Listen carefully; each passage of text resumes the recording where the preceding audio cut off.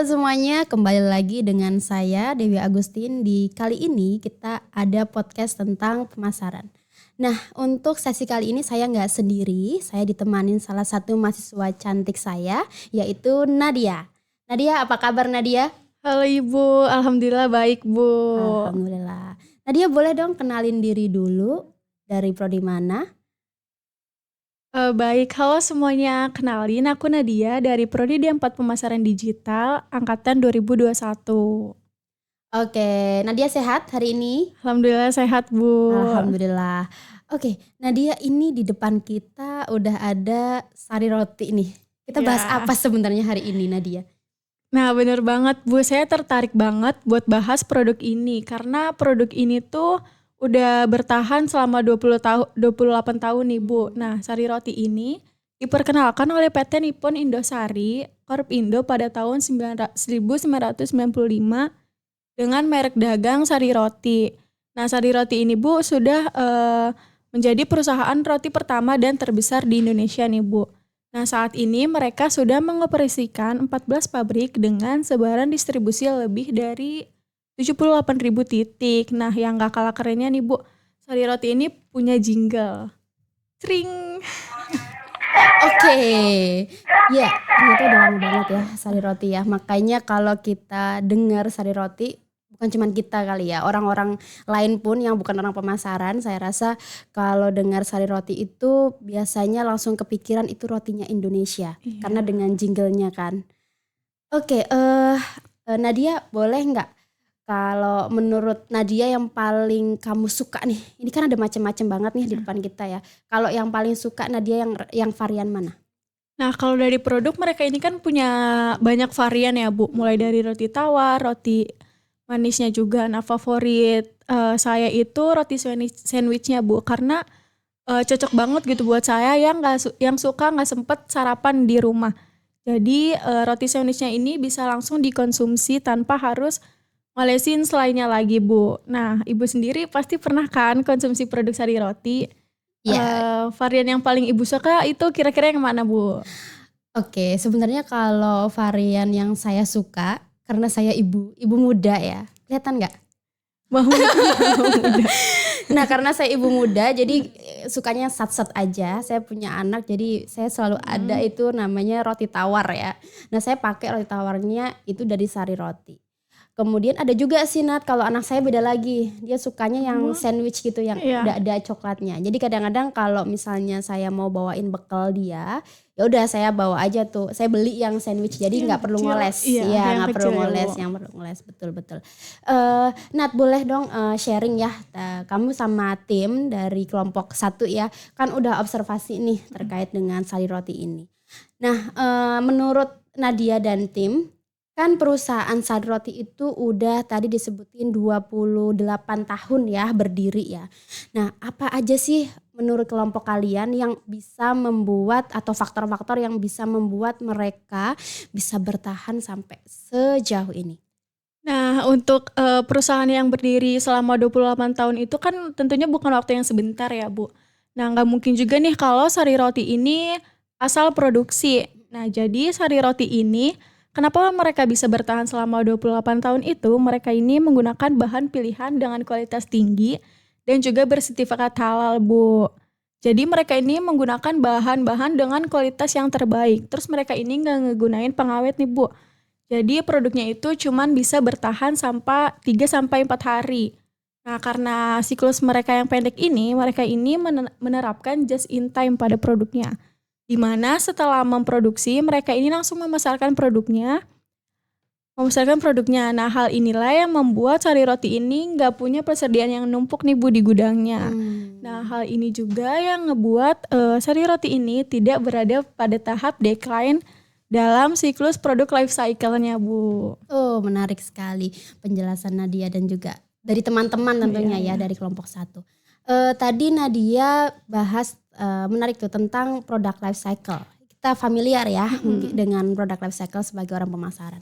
Jadi mungkin dari teman-teman yang lain semua yang mungkin belum pernah dengar ya, produk life cycle itu merupakan salah satu sebenarnya teori yang dalam pemasaran ya, di mana dalam pemasaran itu kita kenal adanya siklus produk. Jadi produk tuh nggak tiba-tiba ada dan nggak Iya. tiba-tiba hilang ya Nat Iya ya. bener banget Jadi Bu. di situ ada namanya introduction product, di mana produk itu ada di masa pengenalan.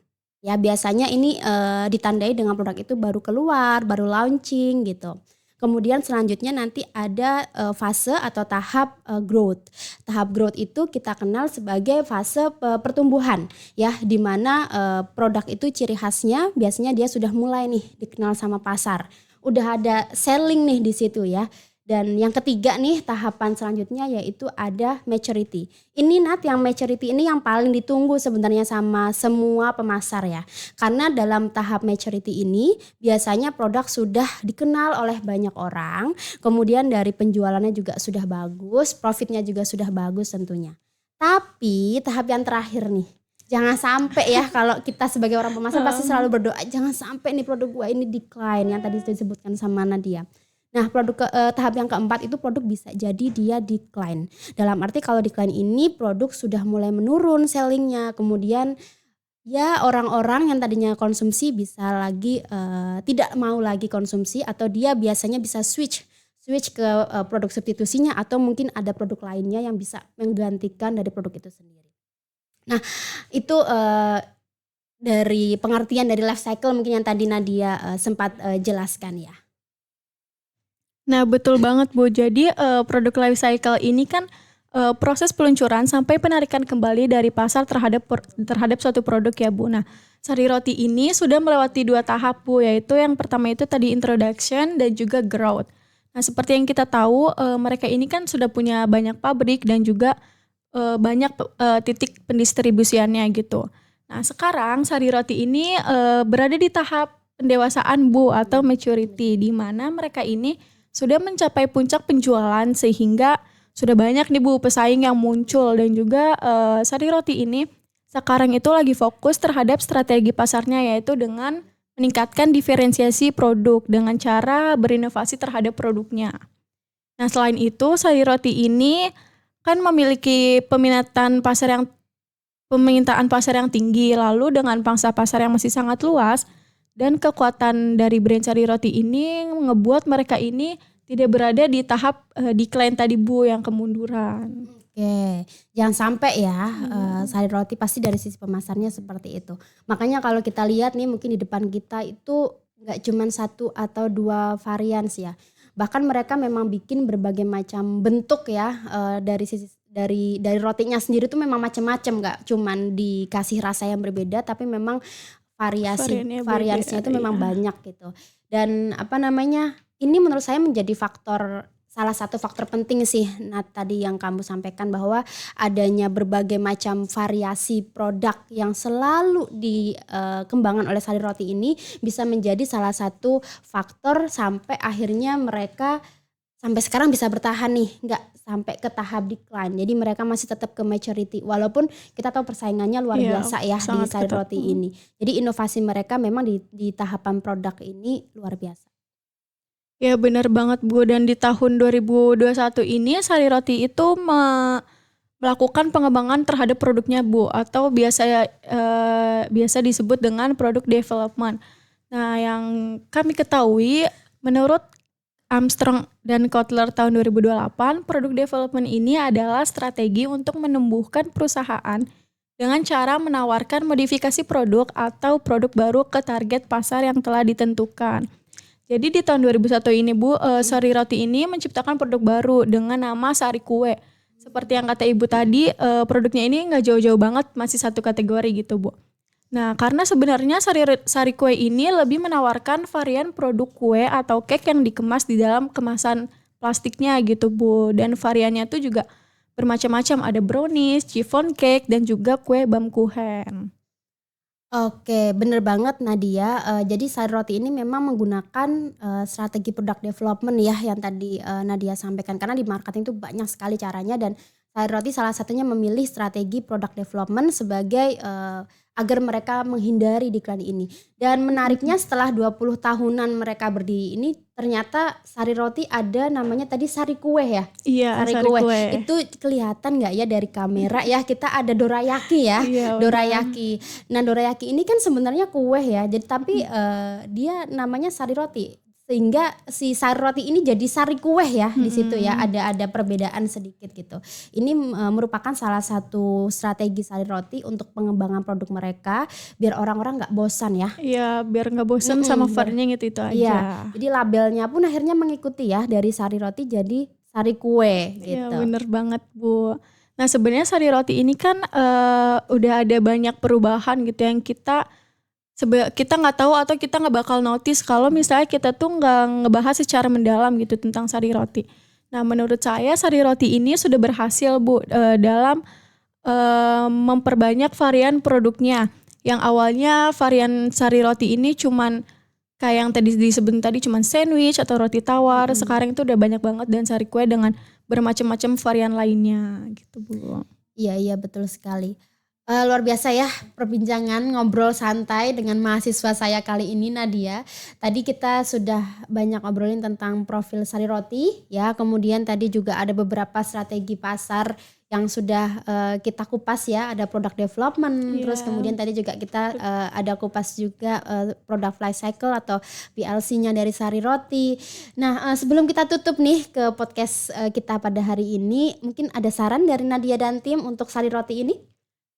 Kalau dari aku dan tim mungkin sarannya untuk pendistribusiannya ya Bu, karena varian sari roti ini kan banyak dan menarik banget buat dicoba, tapi masih susah ditemuin karena kayak tadi sari kue itu di Alfa dekat rumah saya juga itu nggak ada gitu. Sebelumnya juga saya baru tahu nih karena tugas ini ada varian sari kue gitu. Iya. Jadi mungkin sari roti bisa memperbanyak pendistribusiannya, juga pendistribusiannya merata karena pasti banyak banget konsumen yang pengen coba varian barunya biar mereka ini nggak bosen sama varian yang sebelum-sebelumnya. Dan mereka ini kan mungkin kalau pendistribusiannya banyak, konsumen jadi tertarik gitu buat nyoba dan mungkin bisa viral karena banyak dari konsumen ini yang suka mereview produk baru dari suatu produk gitu Bu.